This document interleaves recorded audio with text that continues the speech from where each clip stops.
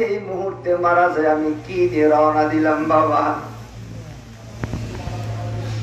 মনকে বোঝান, আমি যদি এই মুহূর্তে মারা যাই, আমার জিম্মায় যদি এশার নামাজ বাকি থাকে বাবা, কবরে যাবেন মুসলমান, একটা গুনাহ নিয়ে যদি কবরে যাওয়া যায়,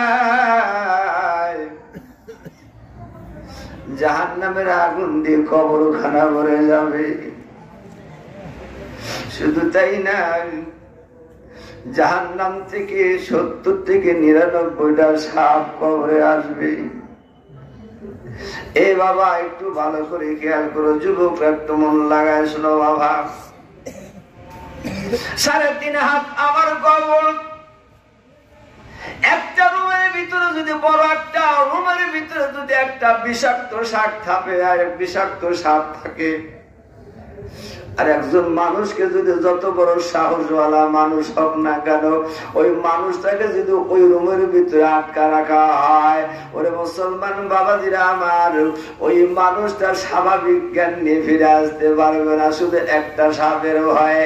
ওরে মুসলমান নবীর উম্মতের ধর্মটা একটু ভালো করে বুঝাও, একটু ভালো করে বুঝে দেখো। 3.5 হাত কবরের ভিতরে যদি 99টা সাপ হয়, বাবা তোমার লাশ কোন জায়গায় থাকবে?